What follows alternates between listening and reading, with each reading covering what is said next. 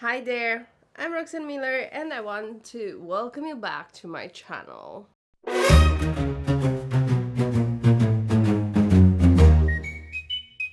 Today, I decided to go again inwards and tell you what I've been thinking about my addiction to tattoos at some point. And I remember that I got my first tattoo back when I was 19 and I was just leaving home and trying to make myself um self-sufficient adult.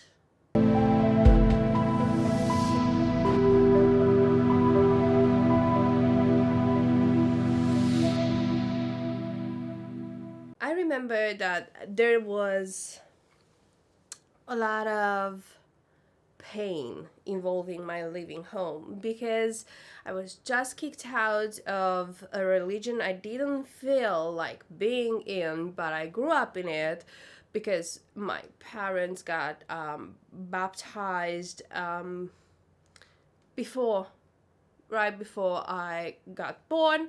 So I grew up as a Jehovah's Witness. So when I left home, I rebelled. I got my first tattoo, a piercing, and I already started smoking, but I was hiding. And I also started drinking a lot of alcohol. After that, I got tattoo after tattoo after tattoo. Um, with cooling periods in between them, but I would always have a new idea for a new tattoo and I would save money to get a new one and so on. And the last couple, because they've been together, these ones, this is a little scene from The Little Prince, and then here is written faith, faith, faith. And these have been the last two tattoos, and I am assuming they are going to be the last for good because I came to realize that none of the tattoos that I've made have been made out of self care or out of self love. No, they are an expression of a lot of internal pain, and some people end up cutting themselves or burning their skin. I took an artist with a needle and paint, got my tattoos, and made that pain appear on my skin because I felt the need to feel pain on my flesh. And thank God I didn't end up with who knows what bacteria. Because back then I didn't look for the best tattoo artist, for the cleanest tattoo parlor. For actually, some of my tattoos were made in somebody's home, like with gloves and you know, um, the cleaning, the yeah, alcohol, um, but nothing. Like the needles were sterile, but other than that, you know, there's a lot of dust in somebody's home. I do not advise anybody. So right now I'm thinking back and I'm getting goosebumps and I'm thinking, oh my god, the disaster that it could have happened. Thankfully, nothing bad happened, but also healing stopped me from getting tattoos, and healing got me to the point where I'm facing the fact that I had been through a lot. I can actually show on my skin that I have been through a lot. And you know what? I'm now in the point where I am sure I'm not loving them. They are colorful scars. That's what the tattoos are right now to me. Um, they are colorful scars that I have now to learn how to live with. I am not going to remove them. It's a painful process, and I do not need that pain. And for now, I don't know what's going to happen in the future, but for now, I do not feel the need to redo some of them, or to cover them with something, or even do further tattoos. It's it's a relief that I came to this point, because I was always thinking on what to do next, what to do next, what to do next.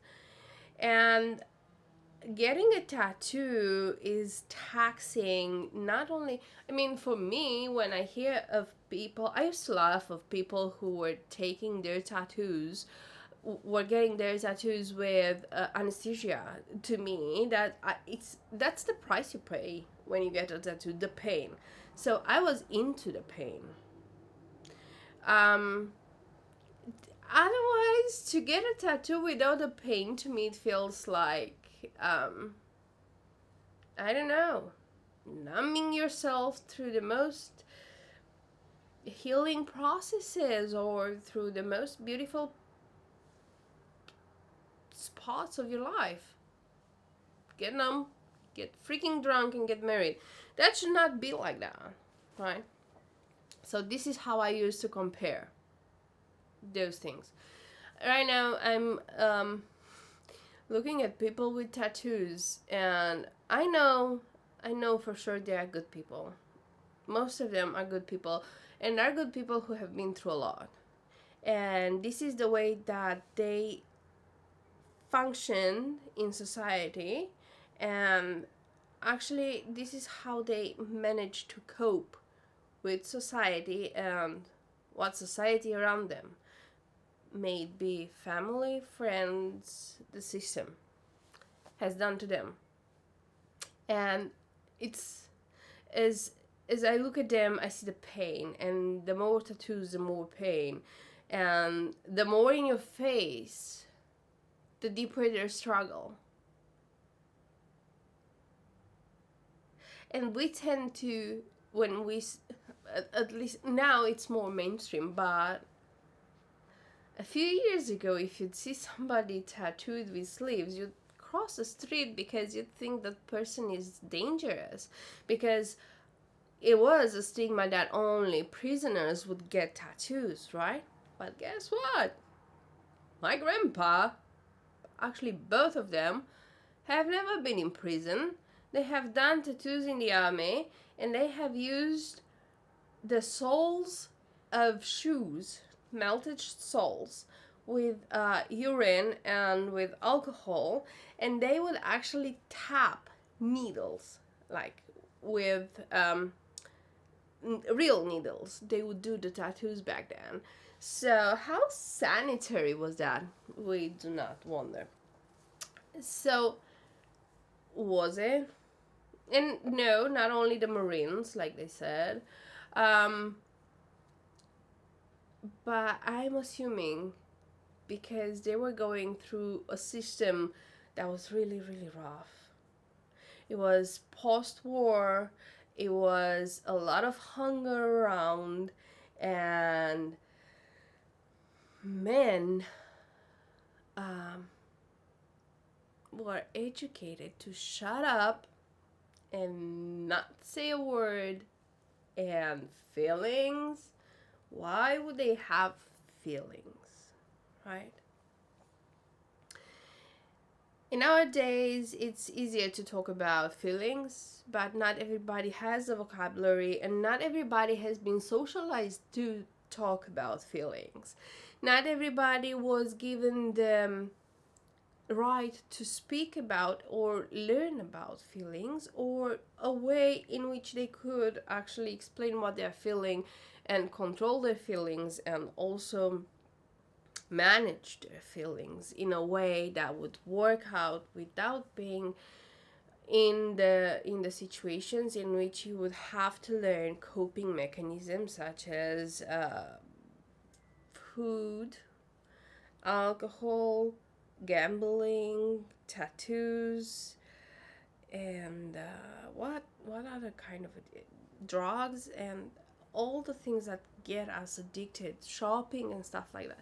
We are trying to fill up some holes that will stay like that until we wake up and we start healing those scars, those holes. We start to fill them with something that is real, is for the long term, actually sustainable.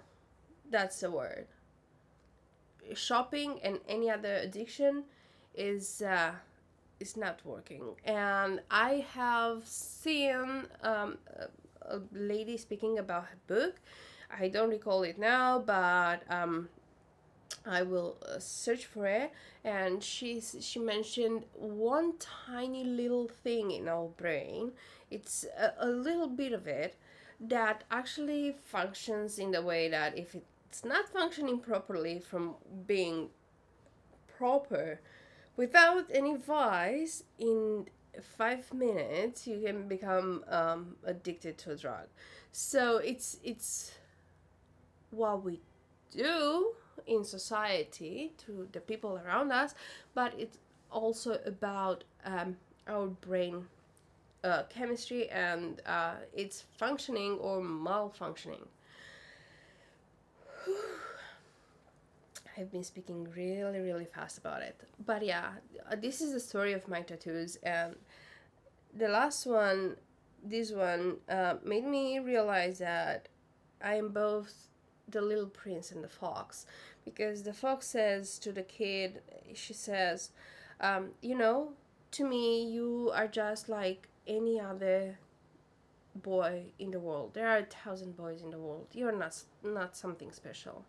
To you, I am just a fox, and there are other thousands of foxes in the world. I'm not something special.